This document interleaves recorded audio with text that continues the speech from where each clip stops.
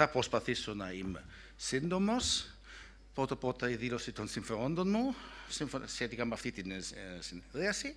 Και μία που είμαστε λίγο γελία, μπορείτε να συγκρίνετε πώς ήμουνα παλιότερα, αλλά δεξιά το πτυχίο μου ως εξειδικευόμενος εντατικής ιατρικής, δηλαδή έχω συνεργαστεί με έναν φυσιολόγος και αισθάνομαι σχετικά άνετα ανάμεσά τους. Η επιλεψία στη μονάδα εντατικής θεραπείας έχετε κάνει 3 ομάδες ασθενών.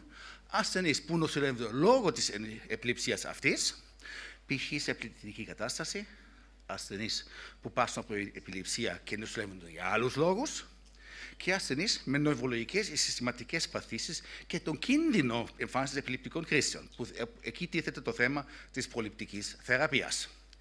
Η επιληπτική κατάσταση, όπως ξέρουμε, είναι μία σειρά από επιληπτικών κρίσεων που συμβαίνουν ή διαρκώς ή επανειλημμένα, χωρίς να ανακτήσει ο ασθενής εντωμεταξύ το προηγούμενο επίπεδο συνείδησης και ρήγωσης.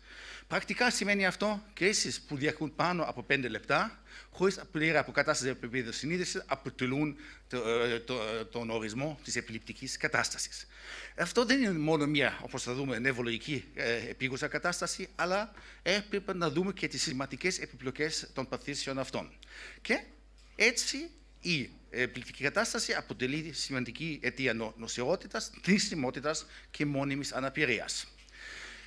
Επιληπτική κατάσταση δεν είναι μόνο μία. Όσες μορφές επιληπτικών κρίσεων υπάρχουν, απλές εστιακές με διαταραχή του επίπεδου συνείδησης, σύνθετες εστιακές, πρωτοπαθώς ή δευτερογενώς γενικευμένες, για όλες τις μορφές υπάρχει μία συγκεκριμένη μορφή επιληπτικής κατάστασης. Από αυτές, σημαντική είναι η γενικευμένη τονικοκλονική, που θα καταλαμβάνει και το μεγαλύτερο μέρος της ομιλίας μου. Εδώ, όπως βλέπετε, ένα ΙΕΓ με εστιακή μόνο επιληπτική δραστηριότητα, ως παράδειγμα των διάφορων μορφών εστιακών επιληπτικών καταστάσεων. Οι επιληπτικές καταστάσεις εμφανίζονται σε 2 ηλικίες, στη παιδική ηλικία και στο δεύτερο ημίχρονο της ζωής μας, και αυτό είναι αυτό που συνήθως παίζει το ρόλο για τον νευρολόγο ενηλίκων. Επίσης, σημαντικό είναι ότι ανάλογα με τη μορφή, τον τύπο της επιληπτικής κατάστασης, η θνησιμότητα αυξάνεται από την απλή εστιακή που είναι κάτω από τα 20%, στη γενικευμένη τονικοκλονική που φτάνει στα 40%, οι μυοκλονικές επιληπτικές καταστάσεις, κυρίως μετά από παρατεταμένη υποξυγονεμία του εγκεφάλου μετά από ανακοπή, έχουν τη γνωστή ψηλότατη θνητότητα, και αυτό που λέμε η γενικευμένη τονικοκλονική κατάσταση χωρίς σπασμούς, η λεγόμενη ήπια κατάσταση, το subtle status, έχει επίσης μεγάλη θνητότητα. Επίσης, όσο που χωράει η ηλικία μας, τόσο μεγαλύτερος ο κίνδυνος να πεθάνουμε από αυτή την επιληπτική κατάσταση. Προσοχή δηλαδή στους ασθενείς που έρχονται. Αλλά δεν είναι μόνο αυτό. Είναι ότι μία επιληπτική κατάσταση μπορεί να οδηγήσει σε βαρύτατη μόνιμη ατροφία εδώ του φλοιού, αλλά και του υποκάμπου, και έτσι σε μία νύχτα ο εγκέφαλος της 19χρονης αυτής μετατράπηκε σε εγκέφαλο 80χρονης, με υποκάμπια σκλήρυνση που καθιστά την επιληψία της από εδώ και πέρα ανθεκτική στη θεραπεία. Εδώ μία σύνοψη των δυνητικών επιπλοκών μιας γενικευμένης επιληπτικής κατάστασης, που δεν είναι μόνο εγκεφαλικές, αλλά και καρδιολογικές, μεταβολικές, ραβδομιόλυση, κατάγματα. Δηλαδή, έχουμε να κάνουμε στη ΜΕΘ με μια κατάσταση σοβαρή, επίγουσα και πολυδιάστατη. Διαχωρίζουμε στην ΜΕΘ, για πρακτικούς λόγους, την επιληπτική κατάσταση με σπασμούς, όπως είπαμε, τη γενικευμένη τονικοκλονική, τη μυοκλονική, και την μη επιληπτική, παλιότερα λεγόταν ψυχογενής. Από τις επιληπτικές καταστάσεις χωρίς εμφανείς σπασμούς, όπως είναι η γενικευμένη non-convulsive status epilepticus ή το λεγόμενο subtle status, για το οποίο έχω ήδη αναφερθεί. Γιατί μιλάω για το λεγόμενο ψυχογενή επιληπτική κατάσταση. Αφού δεν είναι επιληπτική κατάσταση, είναι παροξυσμικές διαταραχές κινητικότητας, αισθητικότητας, γνωσιακών διαταραχών που μιμούνται επιληπτικές κρίσεις και μπορεί να είναι συχνά σειρά παρατεταμένων επεισοδίων. Είναι δύσκολη η διαφορετική διάγνωση, αλλά είναι πολύ σημαντική, γιατί σε τέτοιο ασθενή, όσο αντιεπιληπτικά και αν δίνεις, δεν θα λύσεις το πρόβλημά του. Ύποπτα σημεία για μη επιληπτική κατάσταση είναι παρατεταμένες τονικοκλονικές συσπάσεις χωρίς σημεία διαταραχές του αυτονόμου νευρικού συστήματος. Διακυμάνσεις σε ένταση, ανάλογα με την προσοχή που δέχεται ο ασθενής. Αμφωτερόπλευρες, ασύγχρονες συσπάσεις, με διατήρηση της συνείδησης. Κλειστά μάτια. Εάν ο ασθενής έχει κλειστά τα μάτια στην επιληπτική κατάσταση, προσοχή. Στην γνήσια επιληπτική κατάσταση τα μάτια είναι ανοιχτά και δεν έχει ο ασθενής με ψυχογενή επιληπτική κατάσταση μετακριτική σύγχυση. Αυτή η ιστερία ιστορικά αποδίδεται κυρίως στις γυναίκες. Αυτό τους αδικεί και γι' αυτό χάρηκα που βρήκα ένα σύγχρονο γλυπτό που δείχνει τον ιστερικό άντρα, το χειρότερο που μπορεί να συμβεί σε νευρολόγο ψυχίατρο. Η επιδημιολογία των επιληπτικών καταστάσεων είναι ετησίως 20 με 40 ανά 100.000 πληθυσμό, 200 με 400 περιστατικά για τη Θεσσαλονίκη. Από αυτά, 30 με 40% μετατρέπονται σε φάρμακο-ενθεκτική επιληπτική κατάσταση. Η θνητότητα αυξάνεται με τη φάρμακο-ενθεκτικότητα. Οι πιο συχνές αιτίες για φάρμακο-επιθετικότητα είναι η καθυστέρηση της διάγνωσης. Εδώ καλούμαστε να δράσουμε. Εστιακές κρίσεις στην αρχή της έναρξη και επιληπτική κατάσταση χωρίς εμφανείς σπασμούς. Η θνητότητα, όπως είδατε, κατά μέσο όρο 20 με 25%, αλλά ανάλογα με την υπομορφή μέχρι 100%. Αιτιολογία. Πώς γίνεται αυτό? Για δύο λόγους. Πρώτα, σε ασθενείς με γνωστή επιληψία, από την επιληψία την ίδια, από την αλλαγή της φαρμακευτικής αγωγής, παραδείγματος χάριν από πρωτότυπο σε γενώσιμο σκεύα και τούμπαλιν, ή λόγω της μη ισομόρφωσης του ασθενούς στην θεραπεία. Σε ασθενείς χωρίς γνωστή επιληψία, οι πρωτοεμφανιζόμενες αυτές κρίσεις μπορεί να οφείλονται σε ανοξία, σε νεοπλασία, σε μηνυγκεφαλίτιδα, σε τοξικές ουσίες, σε μεταβολικές διαταραχές, σε επίδραση φαρμάκων, αντιβιωτικά, στην απόσυρση φαρμάκων, στην παρουσία ισχυμικού ή αιμορραγικού εγκεφαλικού επεισοδίου, κράνιο-εγκεφαλικές κακώσεις και τις που δεν φαίνονται. Γιατί τα αναφέρω? Γιατί πρέπει όχι μόνο να διαγνώσουμε γρήγορα την επιληπτική κατάσταση, αλλά να αντιμετωπίσουμε και την υποκείμενη πάθηση, αν υπάρχει. Δηλαδή, πρέπει να δούμε ότι η ένταση των συσπάσεων μπορεί να μειώνεται όσο εξασθενεί ο οργανισμός του ασθενούς. Και εκεί ίσως χρειάζεται ένα ηλεκτροεγκεφαλογράφημα. Η διάγνωση επιληψίας και επιληπτικής κατάστασης είναι κλινική και μόνο σε εξαιρετικές περιπτώσεις χρειάζεται ηλεκτροεγκεφαλογράφημα. Τα διαγνωστικά κριτήρια για την επιληπτική κατάσταση χωρίς σπασμούς όμως αποτελούν προϋπόθεση την ανίχνευση της επιληπτογόνου δραστηριότητας ή εκ των ωφελούντων την απάντηση στη χορήγηση αντιεπιληπτικής αγωγής.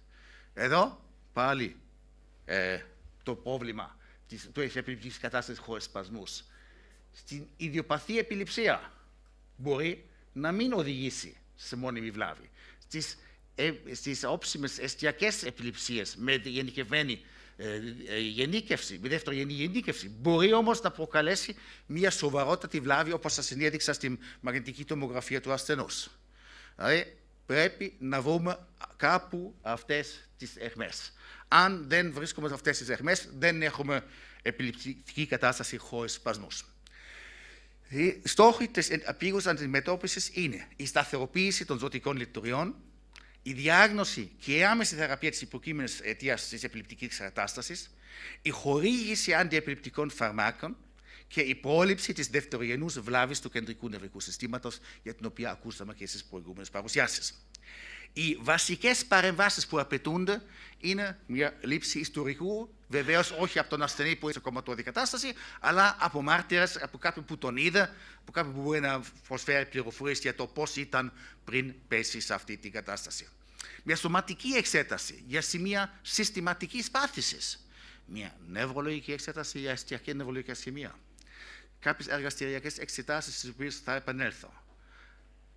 Η CT εγκεφάλου χωρίς σκιαγραφικό. Και για την οσφινωτική παρακέντηση να έχουμε ένα πολύ χαμηλό ουδό για τη διαενέργεια της εξέτασης αυτής. Ή μπορεί να είναι αυτή που σώζει τη ζωή του ασθενούς.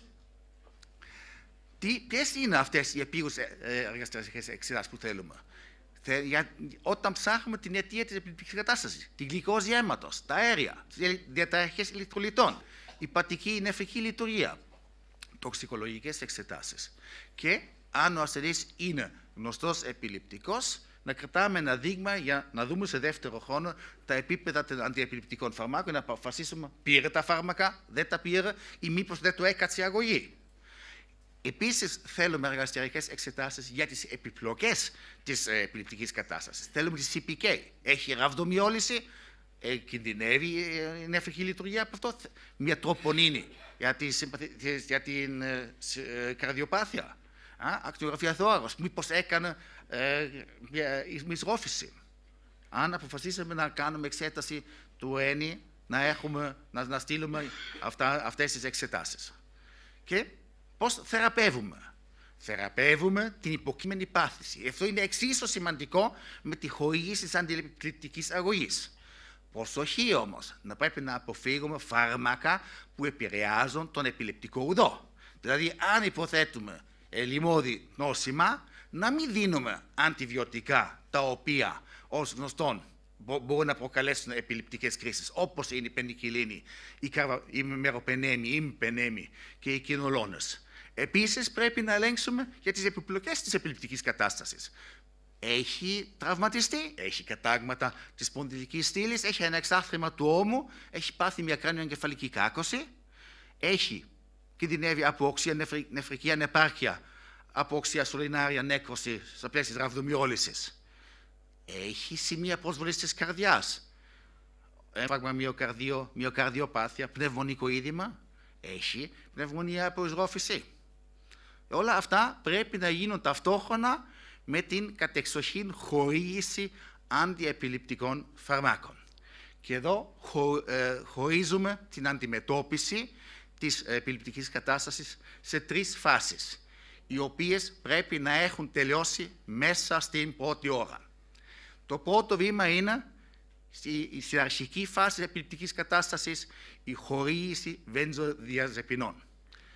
Λοραζεπάμι, ενδοφλέβια, μιδαζολάμι 10 mg ενδομυϊκά, αν δεν έχουμε δυνατότητα να βάλουμε άμεσα μια φλεβική γραμμή για το ασθενή σας παράζει σαν το ψάρι, διαζεπάμ, ενδοφλέβια, και αυτό το κάνουμε και το επαναλαμβάνουμε μετά από 5 λεπτά. Και μετά τέρμα οι βενζοδιαζεπίνες. Όταν έχουμε δώσει τη δεύτερη δόση βενζοδιαζεπινών, προχωράμε στην προετοιμασία του δεύτερου βήματος. Δηλαδή, ανάλογα με τι έχουμε στη διάθεσή μας, διαλέγουμε φενιτοίνη στη δόση που έχω αναφέρει, βαλπροϊκό οξύ, το ντεπακίν, λεβετιρακετάμι, το πρωτότυπο λέγεται κέπρα, ή φαινοβαρβιτάλη. Σε αυτές τις δόσεις που έχω αναφέρει. Δεν θα κάνουμε ομοιοπαθητική. Δεν θα δώσουμε μία επανουτίν, μία αμπούλα βαλπροϊκό και μισή αμπούλα φαινοβαρβιτάλη. Ένα φάρμακο το διαλέγουμε τη μέγιστη δόση φόρτισης, ξέρουμε τη ταχύτητα έγχυσης και τελειώσαμε. Εάν μετά από αυτό το δεύτερο βήμα δεν έχει σπάσει, δεν έχει τελειώσει η επιληπτική κατάσταση, τότε το τρίτο βήμα είναι η αντιμετώπιση ανθεκτικής επιληπτικής κατάστασης με ενδοφλέβια αναισθησία. Διαλέγετε από τα φάρμακα αυτό που έχετε στη διάθεσή σας και τελειώνει η αντιμετώπιση επιτόπου. Ακολουθεί η μεταφορά του ασθενούς σε χώρο μονάδας εντατικής θεραπείας. Λίγα λόγια για την ενδοφλέβεια αναισθησία. Η επιλογή του αναισθησικού γίνεται ανάλογα με τη συνοσιότητα του ασθενούς και τις ανεπιθύμητες ενέργειες του κάθε φαρμάκου. Γενικά, διαχωρίζουμε αγωνιστές και ενισχυτές του γάμπα, μιδαζολάμι, προποφόλη, τριοπεντάλη, από αγωνιστή του γλουταμινικού και υποδοχέν NMDA, όπως είναι το κεταμίν. Η διάρκεια της αναισθησίας να κρατάει περίπου 24 ώρες. Και σε αυτό το χρονικό διάστημα καλό είναι να έχουμε πραγματικά καταγραφή, monitoring του ηλεκτροεγκεφαλογραφήματος για να δούμε αν η αναισθησία είναι αρκετά βαθιά, έτσι ώστε να υπάρξει δυνατότητα να σπάσουμε την επιληπτική δραστηριότητα. Ταυτόχρονα δεν ξεχνάμε να συνεχίζουμε τη χορήγηση ενός ή δύο κανονικών αντιεπιληπτικών φαρμάκων, γιατί ο ασθενής δεν θα παραμείνει επαόριστον σε καταστολή, αλλά όταν θα διακόψουν την καταστολή, να υπάρξει προστασία από ένα ή ίσως δύο άλλα αντιεπιληπτικά φάρμακα.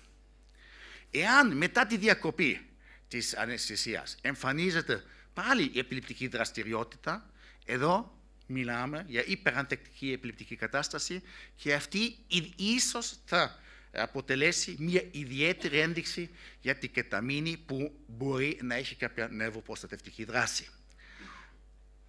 Αυτό είναι ένα παράδειγμα που ο καθένας μπορεί να το αναγνωρίσει. Εκφόρτιση, παύλα. Εκφόρτιση, παύλα. Εκφόρτιση, παύλα. Αυτό είναι το περιβόητο παράδειγμα burst suppression. Έκρηξη, καταστολή. Έκρηξη, καταστολή. Αυτός είναι ο στόχος της θεραπείας με την ενδοφλέβεια αναισθησία. Αν δεν φτάνουμε εδώ, μπορεί πάλι να κάνουμε μόνο ομοιοπαθητική. Όταν μιλάμε για τη διακοπή της αναισθησίας, πολλές φορές τίθεται και το θέμα τι θα κάνουμε με τα φάρμακα, ενδοφλέβεια από το στόμα, ποια είναι η αναλογία των δόσεων. Γενικά είναι 1 μιλιγκράμμ προς 1 μιλιγκράμμ, δηλαδή πρέπει να είμαστε άσοι στα μαθηματικά. Ό,τι παίρνει ενδοφλέβεια, αυτό το παίρνει και από το στόμα, από το λεβάιν, με μία εξαίρεση, φενιντοίνη, δεσμεύεται από το πλαστικό του λεβάιν και δεν μπορούμε σχεδόν ποτέ να κτίσουμε επαρκή επίπεδα φενιντοίνης με τη χορήγηση του σιροπιού από το λεβάιν. Καλύτερα να συνεχίσουμε την ενδοφλέβεια χορήγηση μέχρι που να μπορέσει να καταπίνει ο ασθενής. Εάν έχουμε να κάνουμε με μια επιληπτική κατάσταση χωρίς σπασμούς, κάνουμε ουσιαστικά τα ίδια όπως κάνουμε στην επιληπτική κατάσταση με σπασμούς για τα πρώτα και το δεύτερο βήμα. Το θέμα είναι, αφού υπάρχουν επιληπτικές καταστάσεις χωρίς σπασμούς που μάλλον δεν συνοδεύονται από βαριά και μόνη βλάβη του εγκεφαλικού παρεγχήματος, εκεί να αποφύγουμε την ενδοφλέβεια αναισθησία, αν αυτό είναι εφικτό. Πότε αποτυχαίνει η θεραπεία μας? Όταν καθυστερούμε στη διάγνωση, όταν ασχολούμαστε με τη λάθος διάγνωση, δηλαδή όταν πρόκειται για μη επιληπτική κατάσταση και εμείς επιμένουμε στα αντιεπιληπτικά μας. Αποτυχαίνουμε όταν κάνουμε ομοιοπαθητική. Αποτυχαίνουμε όταν δίνουν τη δόση εφόδου, αλλά ξεχνάμε μετά να δίνουμε τις δόσεις συντήρησης. Και κυρίως όταν δεν καταφέρουμε να θεραπεύσουμε, να αναγνωρίσουμε ή να θεραπεύσουμε επαρκώς την υποκείμενη πάθηση. Αυτές είναι οι αιτίες αποτυχίας. Δίνουμε σε κάποιες περιπτώσεις προληπτικά, αντιεπιληπτικά, σε νευρολογικές παθήσεις, όπου υπάρχει ένας κίνδυνος επιληπτικών κρίσεων, για να μην φτάσουμε στην επιληπτική κατάσταση και να τρέχουμε όπως τρέχαμε στις προηγούμενες διαφάνειες. Πολύ σπάνια. Αρκετά από αυτά τα έχετε ακούσει ήδη στις προηγούμενες παρουσιάσεις, αναφέρω επιγραμματικά. Στις κρανιοεγκεφαλικές κακώσεις υπάρχουν δύο μορφές κρίσεων, οι πρώιμες από τον άμεσο τραυματισμό και οι όψιμες που γίνονται στα πλαίσια της επούλησης της αποκατάστασης της ζημιάς. Έχουν διαφορετική παθοφυσιολογική αιτία και γι' αυτό το λόγο η χορήγηση αντιεπιληπτικών φαρμάκων για πρόληψη των όψιμων κρίσεων δεν έχει νόημα. Όψιμες κρίσεις θα εμφανίζονται ή όχι, ανεξάρτητα από αν δίνουμε αντιεπιληπτικά φάρμακα, και μέχρι που εμφανιστούν οι κρίσεις, ο ασθενής μόνο εισπράττει τις ανεπιθύμητες ενέργειες των αντιεπιληπτικών φαρμάκων, που ως γνωστόν δεν είναι ζαχαρωτά. Αν μιλάμε για βαριά κράνιο-εγκεφαλική κάκωση, μπορεί κανείς να σκεφτεί να δώσει για περίπου μία εβδομάδα ένα αντιεπιληπτικό πρώτης γραμμής για την αντιμετώπιση πρώιμων κρίσεων. Στο ισχαιμικό άγριακο-εγκεφαλικό επεισόδιο δεν συμπροτείνεται η χορήγηση προληπτικής αγωγής. Στις ενδοεγκεφαλικές αιμορραγίες τα πράγματα είναι λίγο διαφορετικά. Εάν εμφανίζονται κρίσεις, βεβαίως θεραπεύονται, τι κάνει ο νιός στα κεραμίδια.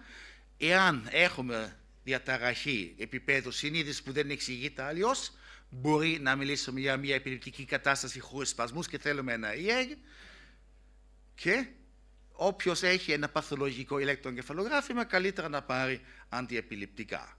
Αλλά αντιπροληπτική θεραπεία χωρίς να έχουμε ένα από τα τέτοια ευρήματα δεν προτείνεται.